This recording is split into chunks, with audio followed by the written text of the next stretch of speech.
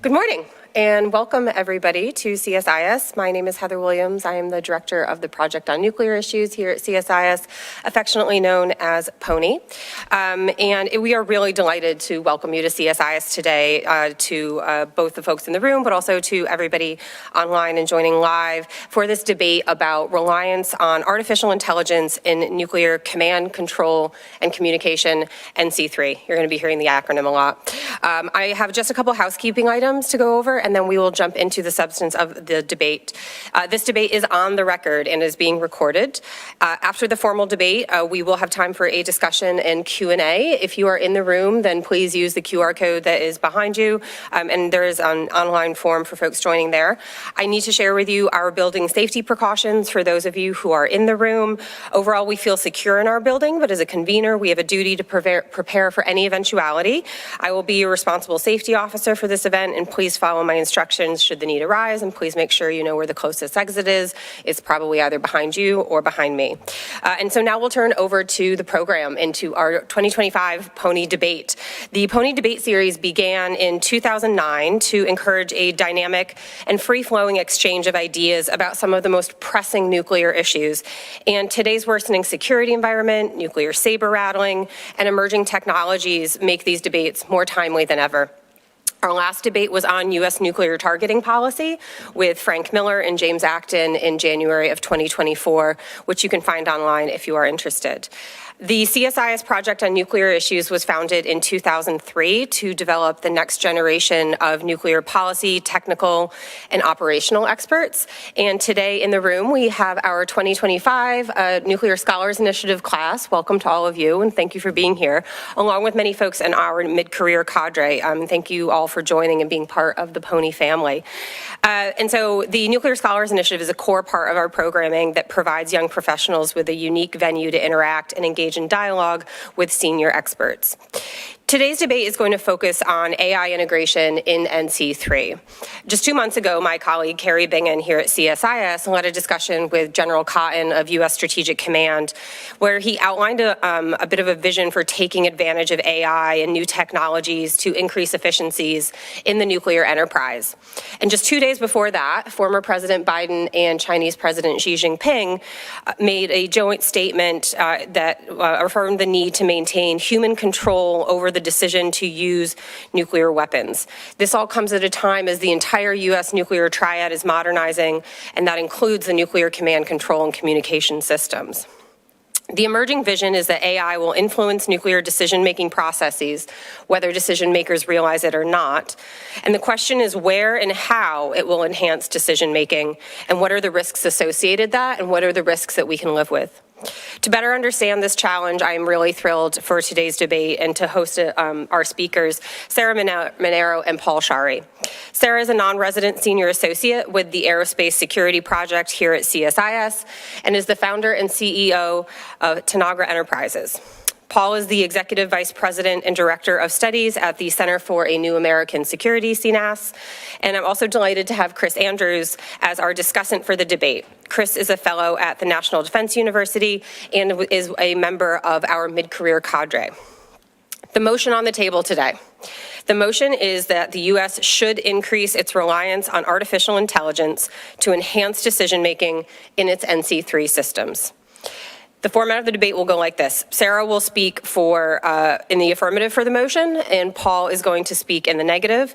They will each begin with 8 minutes of opening remarks, which they'll do from here, and then we'll sit back down and have a little conversation.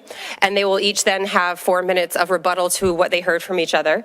And then Chris is going to serve as the discussant and ask them each a question, and they will have some time to answer that. Once we get to that point in the debate is when we will open it up to you all. We really do want to hear from you. What are the burning questions you have? What are questions you have coming out of the discussion? And I'll moderate those as they come through. And then at the very end, they will have some time for their very final remarks, and we will end at 10 o'clock. So with that, I'm going to turn it over to Sarah to get us started with her opening comments. Sarah, please.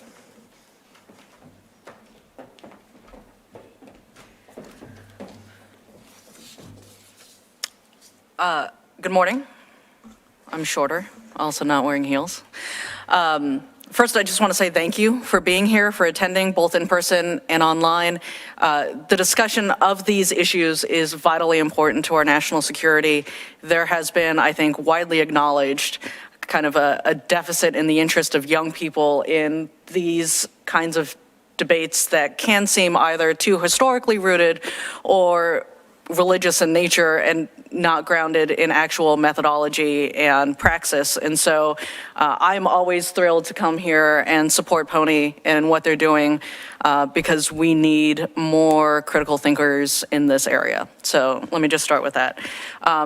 While I thank you, I am also going to say I'm dismayed at being like having flashbacks to high school debate teams, which is not always how I want to start my mornings. But this is going to be awesome. So my name is Sarah. I'm going to be speaking in the affirmative of this case. I will tell you that I'm not going to bury the lead and that my assertion is probably a little exaggerated for the purposes of debate, but I'm a sparkly personality, so here we go. My basic assertion is that AI tools and techniques are appropriate for use across just about the entire NC3 system, with the exception of authorizing automated weapons release authority for the employment of nuclear weapons with humans not on the loop, right? To get started, I mean, I think we all need to acknowledge that there are several different and varying definitions of what artificial intelligence is, and Paul has literally written a book on this, so he will win that portion of the debate. I will tell you that for my purposes, what I am using is basically the definition that comes out of Title 15, Section 9401, subsection 3. It is also the definition that was used in the executive order that was issued by President Trump yesterday as well. I read that. I will be honest, I'm not sure what it says. I'm sure it says insightful things. The term artificial intelligence, for that definition, means a machine-based system that can, for a given set of human-defined objectives, make predictions, recommendations, or decisions influencing real or virtual environments. Artificial intelligence systems use machine and human-based inputs to perceive real and virtual environments, abstract such perceptions into models through analysis in an automated manner, and use model inference to formulate options for information or action. Okay, so I mean, the first thing that you're trying to debate is to define the terms, so there's that. The second term that I think is really important to define before we get started is what is an NC3 system? What does that look like, right? The DoD has actually been very helpful here in defining and having very public kind of documents about what nuclear command and control systems are. I will tell you that there are over 200 programs of record in the Department of Defense, everything from radios all the way up to space-based sensing architectures. And essentially there's two layers of kind of NC3 systems. One is that kind of persistent sensing and communications layer. And the second is really called the thin line, which is it must be able to endure through not only initial strike but counterstrike. There are really the nuclear surety requirements, right, are really defined as an always never situation. They must always be available to be used and employed by the authorizing authority, who is the President of the United States. They may never accidentally be employed or be employed when that is not the case, right? And so those are just some basic definitions there. My three basic arguments to support why nuclear command and control is appropriate is a mission set that appropriately lends itself to artificial intelligence tools and techniques. The first is that AI tools and techniques are already used throughout almost the entire stack of nuclear command and control, both on the hardware and the software aspects of that. The second is that AI tools and techniques can actually help to expand the decision space for the human decision maker that needs to make decisions about the appropriate use and response to use of a nuclear weapon. And the third is that AI tools can actually help the national security community better model, plan, exercise, and otherwise increase the readiness of our nuclear forces and planners. So I'm going to just kind of expand on all of those. The first argument is that AI tools are already used throughout the nuclear weapons enterprise and specifically the NC3 enterprise. This is just kind of a blanket fact. AI tools are already used to do things like design and engineer the integrated circuits for CPUs, for GPUs. On the hardware side of the equation, they are used and employed for robust image and signal processing, the analytics for the missile warning, sensors and capabilities, the integrated threat warning, attack and assessment, certified systems all use AI to be able to push data and analyze it in a way that is actually usable to the forces that need it. Modern space-based sensing systems already employ AI tools and techniques through their entire stack of their OSI model, for everything from the physical layer all the way up to the application layer. And in this way, AI tools and techniques are already employed in the NC3 system. The second argument is that AI tools and techniques can actually help to expand the decision space for human decision makers. There is no doubt that when you're talking about the employment of nuclear weapons, these are questions of existential humanity, and they deserve every second that they can to be able to postulate not only the consequence of an incoming strike, but also what the counter response is. That fixed time of an ICBM entering and requiring a response is generally thought to be around 25 to 30 minutes with very little flex.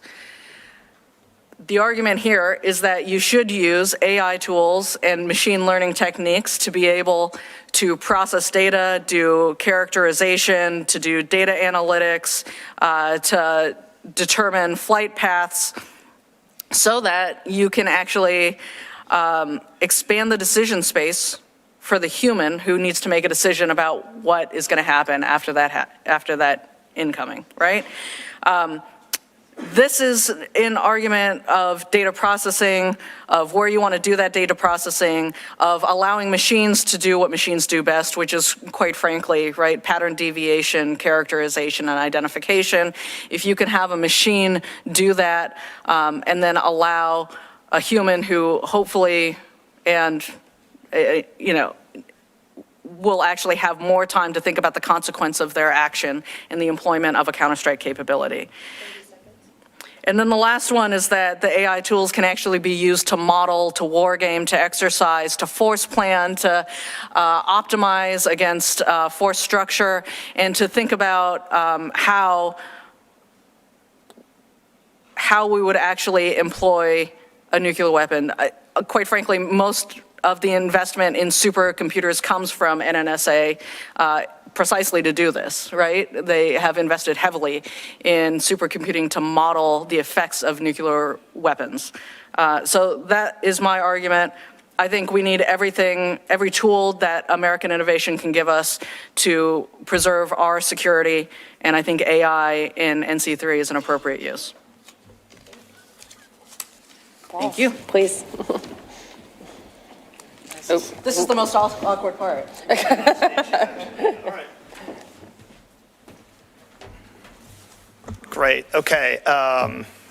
Excuse me.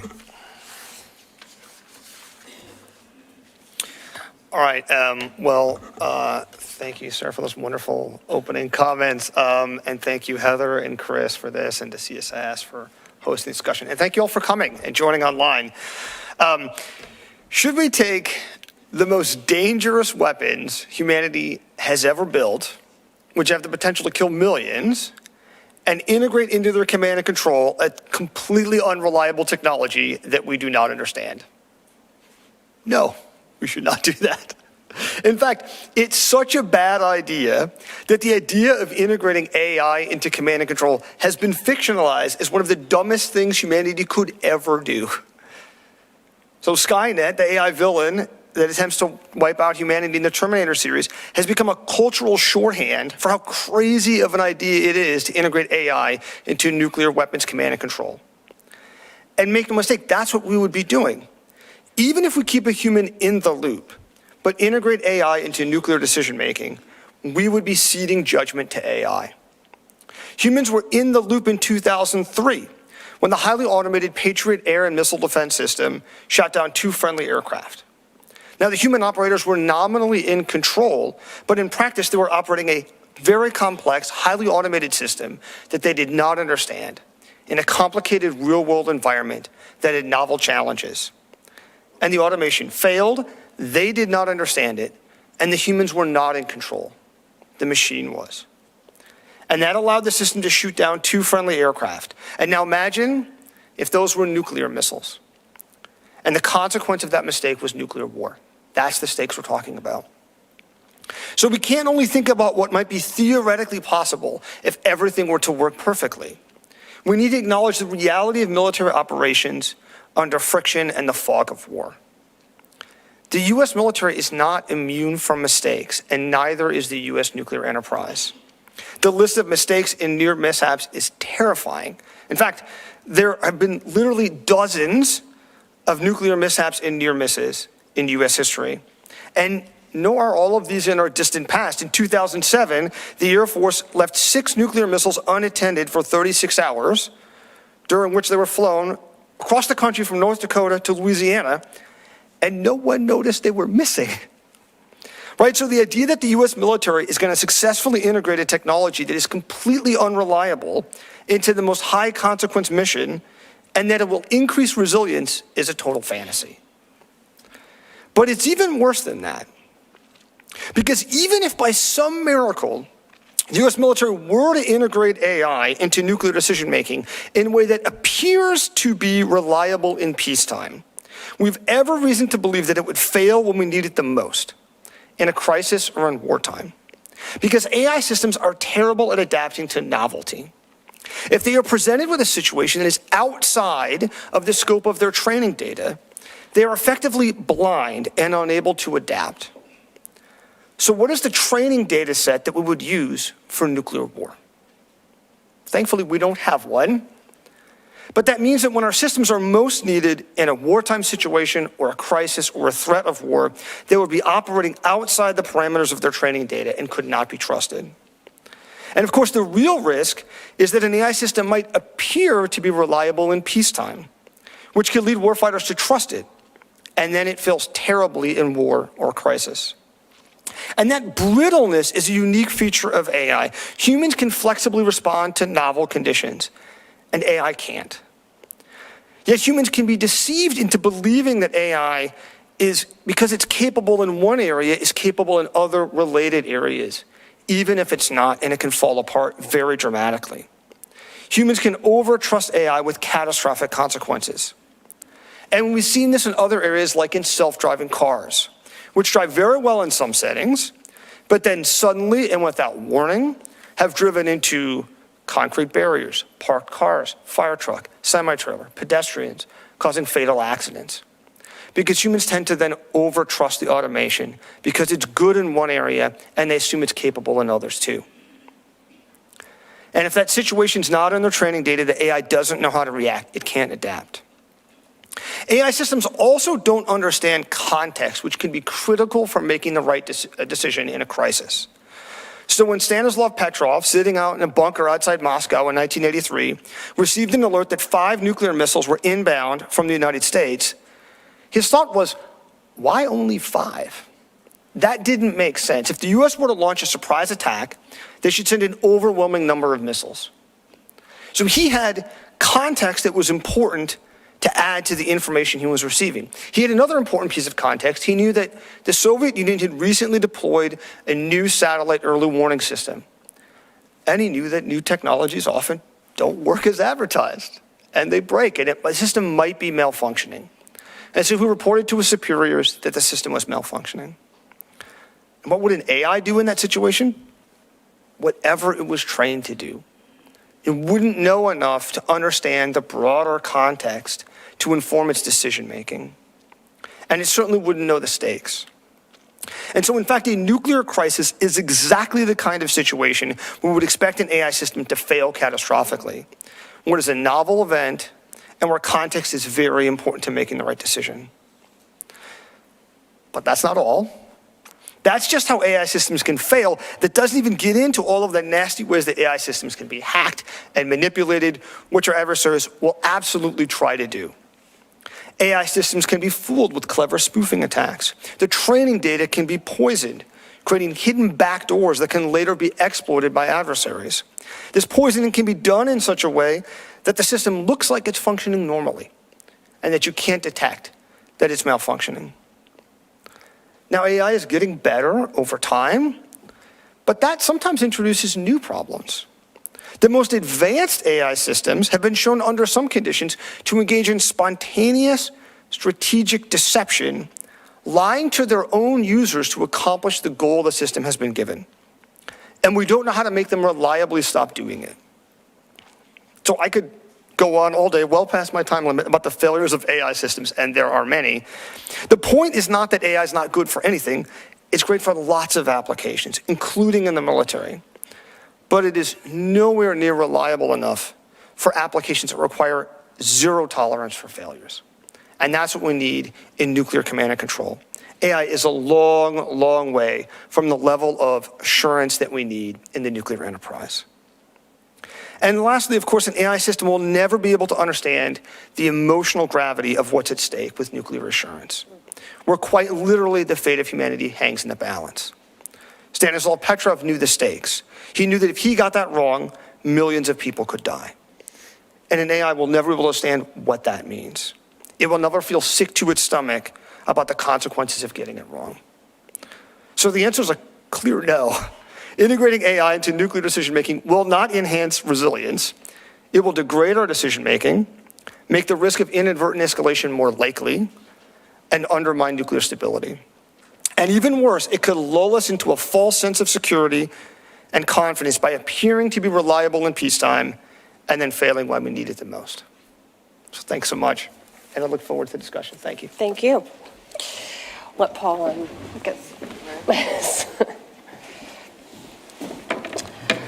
Well, thank you both so much for really stimulating opening remarks, and thank goodness you disagreed with each other. It would have been a really boring debate otherwise. Paul, we're now going to turn to rebuttals, and Paul has the tricky task of having just given remarks and now also has to give a rebuttal to what Sarah had said, and then Sarah will give a rebuttal to Paul. But just to kind of quickly summarize how I'm understanding the debate thus far, and we can dive into this as much as we like. Sarah's argument, AI tools and technology should be applied across NC3 with the exception of automatic release. That's based on the points that AI has already used throughout NC3 in hardware and software. It can expand the decision space, especially when time is short, and it can help with planning, modeling, and exercising. Paul's argument is that this is an unreliable technology that shouldn't be applied to the most dangerous of weapons, and that argument is based on some historical examples of automation failures, humans not always being in control when they thought they were, nuclear mishaps, and the challenges of adapting and lack of training data. And so what I'm hearing is the main points of disagreement. First is about the reliability of AI itself, the technology, but also its susceptibility to hacking and spoofing. But then also on the risks of AI, specifically in the nuclear context, because the consequences are so high, because these weapons are unique in that way. So hopefully I have captured the main crux of these issues, and now we'll let you two just duke it out with each other a bit more. So Paul, I'll invite you to take 4 minutes and respond to anything that you heard Sarah say. Okay, great, thanks. All right, so yeah, awkwardly now with the format, you have to listen to me for a few more minutes, but thank you, sir, for your great comments, and we'll try to address some of the things that you raised. I think, I really like that you brought up the always-never dilemma, because I think that this is crucial to the challenge of integrating AI into nuclear decision-making. That's a tall order. That's a tall order for people, for our organizations today, to say, okay, we always want nuclear command and control to work to convey an authorized order from the president to employ nuclear weapons, but we never want a situation where there is an accidental or unauthorized use. And there's just no way that AI is good enough to meet that criteria. There's no AI system that's going to be capable enough to say this is always going to give the right answer. Maybe 80% of the time, maybe 90% of the time. In a lot of domains, that's going to be fine, right? And we can look at human performance and say, okay, is it a little bit better than a human radiologist in, looking at this X-ray and getting the right answer? But that's not the case in the nuclear enterprise. You brought up a couple specific examples of ways to use AI that I want to tackle some of these. AI in designing chips, for example. I mean, we're doing that now. That's a sensible thing to do. I think that I would distinguish between things that are involved in decision making and things that are in maybe the broader nuclear enterprise, more general or adjacent to it. So, we shouldn't be Luddites and say, okay, we're going to use some archaic way to design chips that we're not going to use the best way to do it. Okay, that makes sense. That's a sensible way to use AI. Should we have autopilots on planes? Yes, we should have autopilots on planes, right? AI is able to do that better.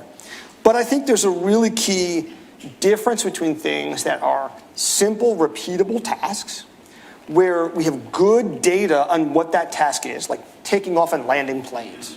We can test that in peacetime. That's not different. More time, you're taking off and landing the same way, versus decision-making about using nuclear weapons, or even information that feeds into that decision-making that might be different in a crisis. And I think that's really important. You mentioned that one of the goals of AI is that we could buy time for decision-makers. That's an admirable goal. Anything we can do to buy time is great. I think we should try to do that. I think the challenge with AI is if you start to bring it into the decision-making process. Let's say that there's some recommendation brought up to decision makers that says, okay, our algorithm predicts X. The goal would be to buy time, right? We give a little bit of earlier warning. The challenge is, do we, in the way of doing that, add more uncertainty, right? There's a question about just, is it right? That's a really important question. But also, do policymakers trust the AI system? Or are we simply adding more noise into the mix, right, in an already chaotic environment, adding more uncertainty for decision makers of, I don't know if I can trust this information. I don't know if I can trust this recommendation from an algorithm. And is that actually helping get to better decision making? Or is that simply creating more confusion for human decision makers? Because I think at the end of the day, we've got to sort of acknowledge the reality of human cognition too, and human psychology, and how do people respond to these systems. That's been an important issue with self-driving cars, right? That sometimes the way people treat AI is, we're going to have the AI do everything it can, and then we're going to have the human just fill in the gaps. 15 seconds. And I think what we've seen with things like self-driving cars is, okay, the idea that you're going to be driving down the road at 70 miles an hour, and the automation's doing fine, and then in a split second, the human's going to recognize something's wrong and intervene and take over is not realistic. It's not how humans function. And so we've got to think about how are humans going to interface with these systems, and how can we support humans to make them more effective. So thank you. Thank you. Thank Sarah? you. I think that's great. I think what's really interesting here is a couple of things. One, thankfully, there is a real lack of experience and lived training data for a nuclear weapons employment scenario. And I hope that that continues to be the case. I think one of the interesting things here, and there are certainly a lot of risks with biases in training data. I mean, that is part of what the executive order that President Trump signed out yesterday was trying to address. Other administrations have certainly put out robust kind of EOs about, and the Department of Defense has also done strategies about the dangers of implementing AI throughout entire weapon systems. So I see that point. I think the challenge here that I heard that was kind of brought through is, I don't believe that AI is appropriate to obviate the need for human judgment. I think AI tools and techniques are exactly that. They are tools and techniques that can be applied when you are analyzing petabytes of data that are going to impact millions of people's lives. And if you can crunch and do that pattern recognition, classification, and determination, flight path determination any quicker, then what you have to do is you should absolutely do that left of launch. You should make sure that all of that is as robustly kind of vetted as possible. And then the scariest thing about nuclear weapons, at the end of the day, that is still a human judgment, right? And there is no recourse, in my mind, for AI to replace human judgment. So when I say I'm kind of for AI, quite frankly, all the way up until you get to automated weapons release authority, for me, that also includes like code generation. I don't think AI is going to be doing code generation on what our response is for nuclear weapons. It is not a replacement for actual rigorous planning. There is always risk, right? As somebody who's a mathematician and space nerd and all of this, right? Like, there's always risk as you approach zero. The always never scenario is, it's not a scenario, it's a requirement, is very hard. I have very large tattoos, right? And I used to walk into the Pentagon and people would not know what to do with me. And they were like, what are you going to say about our nuclear weapons, you know? And I would be like, look at me. You know, I was younger, I was cooler, I had big old tattoos, and I'd be like, I'm a relatively risk-tolerant person. The one area where I will never choose to accept risk is nuclear command and control, because it is nuclear command and control. It is literally a discussion about existential humanity. So I think I find myself in the awkward position now, being out of the Pentagon, of being much more optimistic about the Pentagon's ability to not only integrate innovation that we're making here in America that can help our economy and our national security, but doing it also in a responsible way that ensures the nuclear surety requirements of the United States and its allies. You're at time. 15 seconds. Perfect. That was perfect. Great. Thank you both for respecting the time limits. Thank you for teasing out your arguments and engaging with each other. We'll now turn over to Chris, one of our mid-career cadre folks who is going to pose a few questions. So you each get one question and then you'll have 2 minutes to answer. So Chris, thank you for doing this. Over to you. Yeah, thanks, Heather. Always a delight and a privilege to be able to speak here. I do have to legally say I'm not asking these questions on behalf of my employer, the DoD, NDU, or anybody else. They're coming straight from the heart. Paul, a couple of data points stand out to me in your excellent remarks. First and foremost, I can join you in celebrating that there's a very limited data set for real-world applications of weapons release authority. That's great. The second set of data points that stand out to me are the myriad accidents that you mentioned in the beginning, literally dozens of near misses, and the loss of control of nuclear weapons certainly is alarming, and the history is far more terrifying than we have time to get into right now. It seems to me like those examples highlight the need to potentially augment human judgment or support it in some way. It would have been a nice reminder, for example, if there had been a good automated alert that said, did you make sure that you kept track of the nuclear weapons today before taking off? So it seems to me like there's an opportunity to actually mitigate risk and augment what already is a history of flawed human judgment that, frankly, we're lucky to have escaped from. So my question to you is, what would have to change about AI's reliability, its performance, its integration into different components in NC3 that would change your point of view and make you more excited about it and think this is a system that can help us reduce risk? Yeah, no, that's a great question. To be clear, I don't want to say we should never use technology to improve, the safety of our nuclear, but of course we should, right? And simple things like automation, like a check for somebody saying, did you double check the whatever, that could be helpful, right? I think the main risk is that when we start to see more sophisticated AI systems, and that could be using neural networks, using deep learning, or even very complicated rule-based systems, you can get to a point where the human operators don't understand them very well, the inner workings of the system, and they're complex enough, and when they're dealing with a very complex real-world environment, you're going to get edge cases where the AI system fails and you're going to get accidents. Sure. And so, could we, if there was a way to improve nuclear assurance, because the history is terrifying, should we find ways to do that? Yes, absolutely. But I would contrast the nuclear problem with the related problem, which is driving, right? We're in the process of developing self-driving cars. They will be better than humans. One could argue based on some of the data that actually we're there now. But the baseline there is humans are terrible drivers.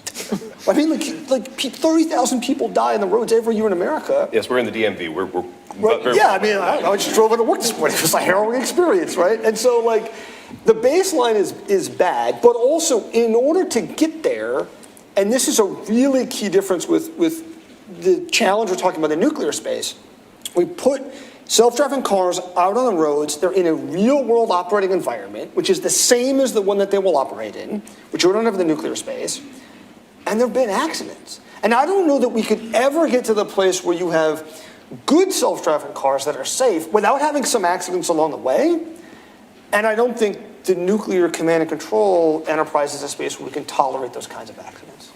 Yeah, that's certainly an excellent point, I think. I'm going to turn now to Sarah. I find it generally persuasive that, as Paul agreed, it's important to incorporate new technology to make systems more efficient. I think there's a big difference between the character of AI versus just getting more efficient computing to analyze data more effectively and more efficiently and expand that decision space. So my question then becomes, all right, once we've improved our capability to analyze complicated data, once we've made the decision to lean into AI as part of our NC3 apparatus, decision-making authorities aside, how might our adversaries perceive the risk space, given that they know that we're leaning into that? And I ask that question keeping in mind recent statements by the president and Xi Jinping to agree to keep a human in the loop, so to speak. It still seems to me like there might be an opportunity for our adversaries to say, look, we're losing ground in the AI race in NC3. I think there's certainly a sense of general competition in AI more broadly outside of NC3. So, Sarah, how might our adversaries assess that risk space if the U.S. continues to incorporate AI into NC3, and how might that affect strategic stability more generally? Yeah, this is a great question, and this is exactly why I think this debate is really prescient right now, right? Because, at the end of the day, and Paul articulated this as well, AI isn't emotional. It doesn't understand context. It certainly doesn't understand how to be flexible. And then when you end up applying that to how you would anticipate adversarial leadership decision-making, right? And you mirror that on what adversaries think our decision-making process could be, there's room there for real consternation, right? Certainly. There's no surprise that the Russians and the Chinese particularly have invested heavily in AI. It's no surprise that they have different thresholds for use of strategic systems and how that would impact a nuclear weapons scenario, an employment scenario. At the end of the day, I feel like it is less compelling to use AI for kind of that rote generative kind of co-development in the nuclear command and control perspective. And I think it's much more on kind of the data crunching and allowing computers to do what computers do best while humans do what humans do best. At the end of the day, this ends up being an optimization question, right? And the reality is that this isn't a binary optimization. This is a multi-factor optimization. And so clearly the enemy or the adversary always gets a vote there. And they have spoken not only in their resources and how they've decided to develop these things, but also in their writing about how they would choose to employ them in a strategic way. Outstanding. Thank you, Sarah. Thank you, Paul. Thank you both, and thank you, Chris, for really great questions to get us started. So the questions are coming in. Again, if you're in the room, please use the QR code. If you're online, please use the online form. We're going to start with 2 questions for Sarah that were coming in. The first one comes from one of our nuclear scholars, Christina Pra from Oak Ridge Lab. How can we verify the objectivity of AI, knowing that the data sets were input by humans and that they can be skewed towards specific directions to suit the desires of the of potentially malicious persons? And Anonymous asked you a question. Anonymous asked, how would we be able to sufficiently counter automation bias when asked to make decisions under uncertainty and with time pressures? So kind of related questions there about some potential limitations. Yeah, those are both great questions, and they are related. And so I think, at the end of the day, I think everyone on both sides of this debate recognize that there is limited training data. It is one of the most challenging endeavors right now is to figure out how to unbias training data and algorithms. And that is something that, ironically, places like Oak Ridge are really looking at. But it is also incumbent upon the department to really look at and make available what they believe that training set looks like, what that data set looks like. There's entire offices now that, quite frankly, aren't just looking at the ethical use of AI, but are also looking at the human interaction with that, how humans perceive AI, what that looks like. And, quite frankly, more resources and more study needs to be put to that. I don't have an easy answer for that. I will tell you, I don't think most people do. But the training data and set, I think one of the challenges with this kind of a prompt or this kind of a debate is that definitionally everybody just thinks like AI. We all have, there are, how many people are in the room right now? A little over 100. There's 100 people in this room. There's probably at least 200 different definitions of what AI are right now. And when you apply that against, NC3, we're all thinking about this and contextualizing it in a different way. For me, AI and machine learning is really about pattern deviation, classification, and really combing through petabytes of data and then allowing a human to be a human. And I can agree or not agree with the human. It is what it is. Humans are inherently flawed. It is the nature and the beauty of being human.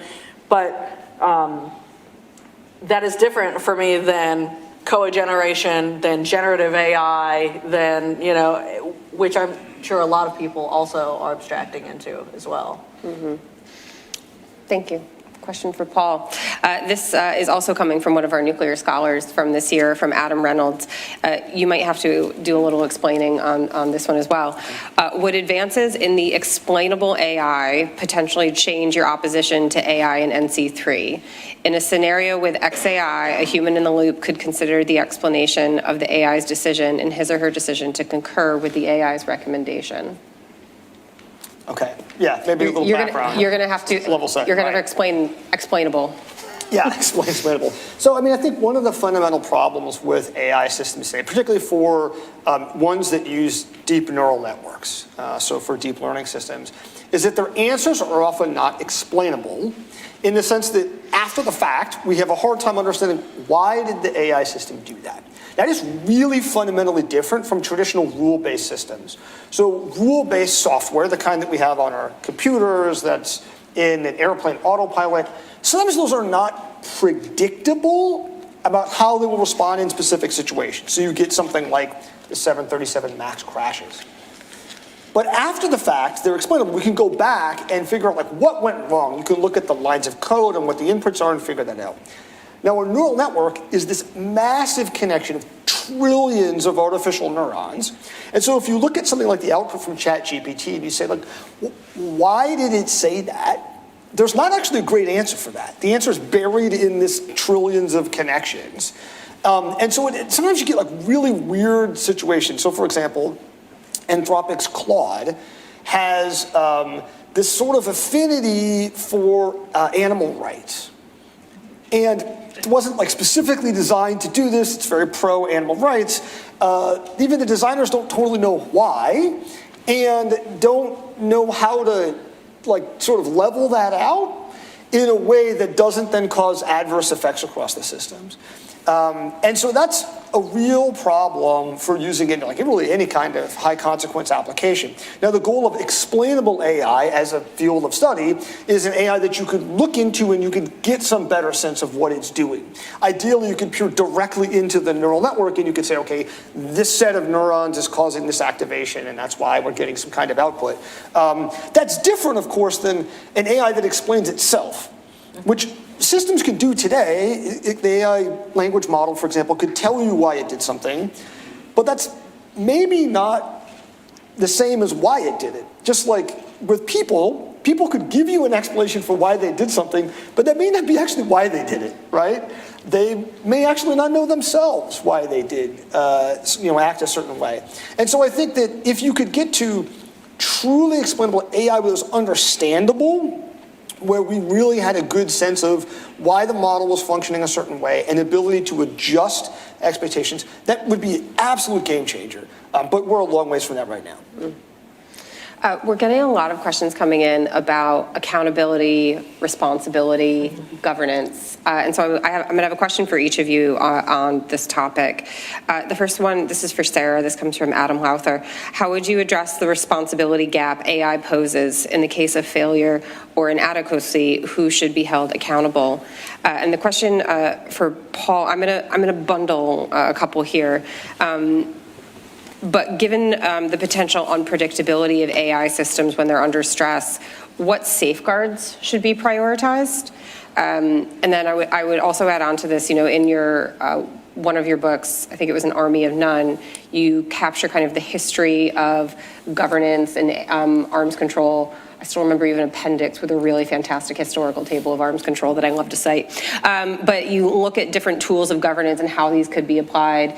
Are your views the same on AI governance since you wrote that book, or has anything changed with technological developments? But Sarah, we'll go to you first if you want to take Adam's question.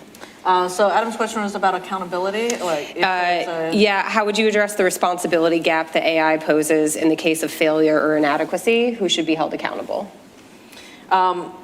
Again, since my argument is that we should not use AI to automate weapons release authority, and we should be using AI to enhance or augment human judgment, then the human judgment of the consequence, right, that the human needs to be accountable. I mean, AI is not a replacement for human judgment. AI is not a replacement for, it is artificial intelligence. You know what it's not a replacement for that I am constantly looking for? Real intelligence. Genuine intelligence. It's real hard to find. And so, it's a glib answer, but it is the correct answer, which is to say these are tools and techniques. They are not means and ends of themselves. And while we're talking about AI, there are plenty of other tools and techniques that we can use to optimize human judgment that we should be applying across all of our defense missions. And so that gap in responsibility or accountability essentially always comes back to an empowered individual who's making a decision, which is the root of, what defense and national security should be for people. Quick follow-up to that. Yeah. Would we always know who that person was? For nuclear employment, you always know who your command authority is, right? But for example, some of the inputs going into like where the information is coming from, or if you are relying on AI, for example, for situational awareness, some of the things that you outlined, and if you did have AI contributing to that decision-making process in something went wrong one way or the other, would you always be able to trace back who is ultimately responsible? No, you would not. Okay, thanks. Paul? Yeah, so to the first question about safeguards, what safeguards should we have in place? I'd say in general, when we think about implementing AI in military operations, I would think about bounding the risk. So think about, okay, if this AI or automated system fails, what are the consequences of doing that? And then what can I do to sort of bound that risk in a way to put other types of guardrails in place, right? So if it's a conventional munition or it's a drone that has some kind of automation on it, like what is the payload of this system? Like if it strikes the wrong target, how big are the explosives? How many weapons are we talking about here? What's the range? Sort of what's the consequence, and are there other things that may not be in the AI space specifically that we can do to sort of bound that risk? And then think about sort of like, okay, if something goes wrong, how bad can it go before there's time for a human to make an informed decision to intervene, to change things? In the nuclear space specifically, I think the statement in the U.S. nuclear posture review that states that a human will always be in the loop is excellent. Very glad to see that. I think it's a huge diplomatic win that China agreed, that she agreed with Biden earlier this fall to maintain human control over nuclear weapons. I think the next step really is to figure out, like, what does that mean in practice? Right, to get actually down to some of the nitty-gritty of what we're talking about here. Of, okay, how does that cascade forward into guidance internally about kind of what the left and right limits are about ways that AI could be employed? And in terms of what's changed in AI governance, so Army of None's been out a couple of years now, and the technology is moving very, very quickly. So I think a lot of the underlying ideas about, say, the legal and moral and ethical issues surrounding autonomous weapons are not different. The technology has, of course, changed remarkably in just a couple of years. The book talks about deep learning and neural networks, but it's much more advanced since then. And I think one of the things that we've seen is as the technology gets more capable, for a long time, I think people have assumed that as AI is getting more advanced, it's heading towards human-level intelligence. This is pervasive now in discussions about, are we on the verge of like AGI? What people often mean is human-level intelligence, and I think implicitly, people envision human-like intelligence. In fact, I think what we're seeing is the AI that we're building does not think like humans. It's different. It thinks in very strange and alien ways. And that is a new development. The technology is powerful, but that's one that we need to be mindful of, that even if the outputs sort of look like humans, because that's what it's designed to do, what's going on under the hood is not. And we need to be conscious of that when we're using the technology. We're running short on time, but there were a lot of questions about adversaries use of AI, and so I'm gonna pull just one. It's the most succinct one. I'm gonna have to ask you to be a bit brief in your response, if you can. This comes from Dave Wink, who's a USA Today. The question was, does China's looming adoption of at least a partial launch on warning posture raise the mutual stakes of AI integration into NC3? Whoever wants to take that one. All right, give it to me again. Does China's looming adoption of at least a partial launch on warning posture raise the mutual stakes of AI integration? So if you are further compressing the decision-making space in a potentially protracted regional crisis with China, would the incorporation of AI be even more problematic? I think I challenge the premise of the question because at the end of the day, I think everyone has agreed that there does need to be a human on the loop making that decision. The AI integration that I would foresee is very left of launch. And so I don't actually... And at the end of the day, there is no risk tolerance on NC3 anyway. So increasing the discussion about increasing, does it increase the risk? The risk is already there. It is already acknowledged. It is, that requirement for always, never for us is always going to be there. That will be enduring across administrations, across technologies. It will exist. So, Anything to add? I mean, I guess I would maybe broaden the question a little bit to say that in my mind there are a couple things that are raising the stakes of getting it right in terms of nuclear stability. And Chris kind of mentioned this earlier, but the increased salience of nuclear weapons geopolitically with things like nuclear saber-rattling that we're seeing Putin doing, China's nuclear modernization, it's taking us towards a tripolar nuclear world, and then the introduction of emerging technologies, AI, cyber, space, ISR, that's then changing the nuclear balance. And so I think that the stakes of getting this right, of integrating these technologies in a way that is stabilizing and not destabilizing, is critical in a way that the landscape is changing in a way that really hasn't for decades. And so having folks like, frankly, all of you invested in all of this, we have a lot of brains to figure out what's the right way to integrate these technologies in a way that is stabilizing is absolutely essential. So with that, I want to give you each a chance to offer, I'm going to take away 30 seconds from each of you from what we said. Sorry, you get 60 seconds each for any final reflections that you haven't snuck in already or points that you want to make. Sarah, we'll start with you. yeah, I mean, I think, again, I will assert that AI tools and techniques are tools and techniques that need to be applied with critical judgment by humans consistently across any C2 system. Two, they're already being used both in the hardware and the software aspects of NC3 systems. Three, I think that this is a multi-factor optimization challenge that definitionally is challenging, but also it is not the case that the same AI's tools and techniques need to be used across the entire spectrum of that kill chain and that engagement scenario. So you'll have different AI and ML techniques that are used earlier versus later. I think later, when you get into the actual kind of counterstrike or employment decision-making, AI becomes less effective and less appropriate.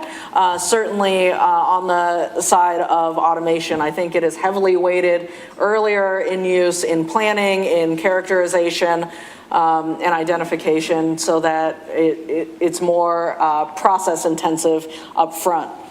So that's my general argument. Okay, awesome. Well, first of all, thank you, Heather and Chris and Sarah, for a great discussion and a lively debate. Sarah, you made this point earlier that you said we need to make sure that we have machines doing what machines do best and humans doing what humans do best. And I couldn't agree more. I think that's exactly right. The question is, what are those tasks? And machines are really good at things where we have lots of data and we have clear metrics for better performance. We can all agree that more of something is better. So driving is a good example. We can collect data out in the real world, and we all agree that having fewer accidents is better. That's what we want. We want something that's safer. So humans are better at places where we don't have good data, where there's a lot of novelty, and the right answer depends a lot on context. And what does that look like in the nuclear enterprise? There are certainly some applications where AI and automation make sense broadly conceived in nuclear operations. Automated takeoff and landing for aircraft. There's a clear right and wrong answer there, and we can make machines now, frankly for a while now, that are better than humans at that. Are there roles for computer vision, for tracking adversary movements and identifying, okay, this is a mobile missile launcher, this is what it is? Absolutely. That's a sensible application. We could say this is a mobile missile launcher. This is what we know what it is. But let's take the next step then and to say, okay, could we have a predictive AI system that could give indications and warning of a surprise attack? That would be a terrible application because we don't have the data. What may be a good answer would depend highly on other pieces of context. And so we need to be very cautious as we're thinking about how we use this technology and mindful of its failures. Thanks so much. Thank you all so much. The final thought that I'm going to leave you all with is quite a few of us have mentioned this statement between Biden and Xi about a human in the loop. And, I think we've said a bit, I think we've actually gotten a lot into the details of what that means in practice and what that looks like. And so I would just put that out there as something to watch, in particular, as yesterday we heard that President Putin and President Trump are interested in restarting arms control talks and trying to re-engage in some sort of dialogue, hopefully on risk reduction measures. And historically, Russia has been reluctant to sign up to a human-in-the-loop statement. And so I would put this on the table as something that if those arms control talks do go forward, this might be a topic for discussion. And so I think it made today's debate all the more timely, that hopefully everyone has a bit of a better understanding of the nuance, the technology. We ended with a bit more agreement than I think we had started with, which is nice. It's nice to come around there. But I think that there's a much bigger trend which doesn't just apply to policy, but also probably applies to everybody's day-to-day life, which is the human relationship with technology. And how much do you trust it, and how much do you rely on it, and when and where? But in the context of nuclear weapons, when the consequences are so grave and the scale is so big, it raises a lot of bigger ethical questions as well. And so I'm just really grateful to the three of you for participating in this discussion. A big thank you to the CSIS AV team, as always, for helping us to pull this off. Biggest thanks of all go to Dia Ashtakala on the PONI team for organizing and coordinating everybody, and also to Caroline Ward, who just walked in. Thanks, Caroline. And lastly, but not least, is thank you to you all so much in the room and online. I'm sorry that we could not get to all the questions. There were a lot of questions. It's generated a lot of interest. And so I apologize if we didn't get to your question, but please do stay engaged with this issue, stay engaged with PONI, and we look forward to seeing you at the next PONI event. Thanks, everybody. That's it.